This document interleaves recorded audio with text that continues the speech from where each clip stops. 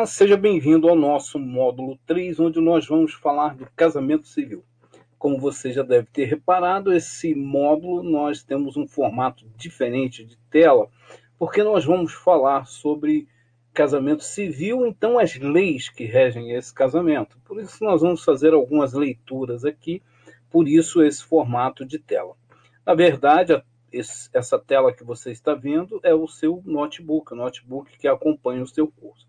Vamos então às leis que regem as disposições gerais sobre o casamento. Como eu disse para você, é uma aula que vai envolver muito leitura, então é uma aula um pouco mais, diria até chata pela dinâmica, mas é necessária, porque você precisa saber algumas coisas sobre esse casamento, sobre as disposições do casamento civil. Então, vamos lá. O casamento civil é um contrato, na verdade, firmado entre duas pessoas que desejam constituir uma família. Então, existe um processo, todo um processo, e nós vamos buscar entender um pouco desse processo nessas disposições gerais. O capítulo 1, ela trata dessas disposições, o artigo 1511 diz que o casamento estabelece comunhão de plena vida com base em igualdade de direitos e deveres dos cônjuges. O artigo 1512 diz que o casamento é civil e gratuito a sua celebração. Aí nós vamos entender esse gratuito agora nesse parágrafo único.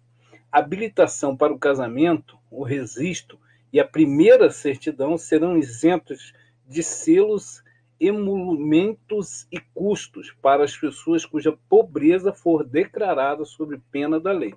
Então, a pessoa que apresentar uma declaração de pobreza de cartório, feita em cartório, perante a lei, ela pode ter essa gratuidade, né? É defeso a qualquer pessoa de direito público ou privado interferir na comunhão de vida instituída pela família, certo? O artigo 1514 diz: o casamento se realiza no momento em que o homem e a mulher manifestam perante o juiz a sua vontade de estabelecer vínculo conjugal e o juiz os declara casados. Então, é a partir desse momento. Você vai entender também que isso pode ser feito, por exemplo, numa igreja, ou num clube, ou em algum lugar assim, depois de corrido todos os papéis, tudo certo, e apresentado e feito essa união, né? Mas isso a gente vai ver mais adiante. O artigo 1515 diz: o casamento religioso que atender às exigências da lei para a validade do casamento civil equipara-se a este, desde que registrado no registro próprio, produzindo efeitos a partir da data da sua celebração. Primeiro capítulo do Código Civil, no artigo 1516. O registro do casamento religioso submete-se aos mesmos requisitos exigidos para o casamento civil. O registro civil do casamento religioso deverá ser promovido dentro de 90 dias de sua realização, mediante comunicação do celebrante ao ofício competente ou por iniciativa de qualquer interessado, desde que haja homologada previamente a habilitação regulada nesse código. Após o referido prazo, o registro perderá a sua habilitação, ou seja, alguém que faça um registro para casamento tem exatos 30 dias para poder, exatos 90 dias para poder realizar esse casamento. Senão terá que fazer todo o processo novamente. Aqui no segundo inciso diz: o casamento religioso celebrado sem as formalidades exigidas nesse código terá efeitos civis se, a requerimento do casal, for registrado a qualquer tempo no registro civil mediante prévia habilitação perante a autoridade competente e observado o prazo do artigo 1532, ou seja, de 90 dias, né?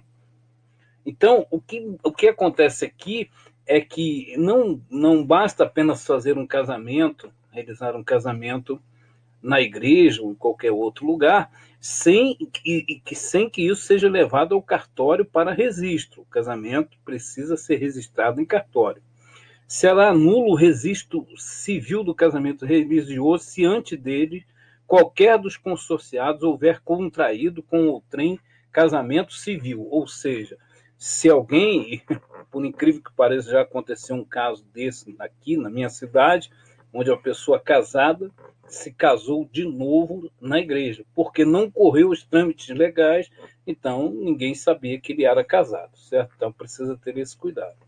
Então vamos aqui para o procedimento para o casamento civil, Código Civil Brasileiro, né, para o casamento. O casamento civil tem duas fases, por assim dizer. A primeira delas é o momento em que ocorre a entrega dos documentos, em que o casal deve comparecer ao cartório munido de certidão de nascimento e RG original, comprovante de residência recente e original, além de levar duas testemunhas munidas de RG original. Após isso, transcorrerá um prazo de 2 semanas, chamado de procramas, né, período de procramas, em que há confirmação oficial de que, de fato, não há nada que impeça a união. Se tudo estiver em ordem, o oficial certifica que os noivos podem se casar e determina o prazo de até 3 meses para o casamento seja oficializado. Caso esse prazo seja perdido, é necessário reiniciar todo o processo. Depois desse primeiro passo, acontece o casamento em si. É preciso decidir qual o regime da união, comunhão parcial, universal ou separação total de bens, e comparecer na data determinada no cartório com as testemunhas e os parentes e amigos mais próximos, caso seja a vontade do casal. Há também um casamento religioso com efeito civil, que é celebrado fora do cartório, em local escolhido pelo casal. Ele precisa ser celebrado em local público, a portas abertas, isso é importantíssimo, a portas abertas, assim como o casamento civil tradicional. Após a cerimônia, o padre, rabino, pastor ou representante religioso fornece um termo de casamento. Esse termo vai aqui no curso, uma cópia, né, um modelo, um termo de casamento, que deve ser encaminhado ao cartório até 90 dias corridos para que seja feito o registro do casamento. O casamento só é válido a partir desse registro do cartório. Se esse procedimento não for feito dentro do prazo, a união não é oficializada e os noivos permanecerão solteiros diante da lei. Providências para o casamento civil, documentos para o casamento civil, regime de bens, né, pacto antinupcial, lista de cartório do registro civil, os padrinhos e testemunhas, onde pode ser celebrado casamento e aqui as roupas e algumas situações do casamento, certo? Agora vamos lá para capacidade para o casamento. Artigo 15, 17. O homem e a mulher com 16 anos podem casar, exigindo-se a autorização de ambos os pais ou de seus representantes legais, enquanto não atingida a maioridade. Então, enquanto não atingida a maioridade, para que seja feito o casamento de pessoas acima de 12 anos, é necessária essa autorização dos pais. Segundo o capítulo do Código Civil, parágrafo único, se houver divergência entre os pais, aplica-se o disposto no artigo único 1631. O artigo 15, 18, até a celebração do casamento, podem os pais, tutores ou curadores revogar a autorização, ou seja, o pai pode dar uma autorização num momento e antes do casamento ele pode desejar revogar essa autorização.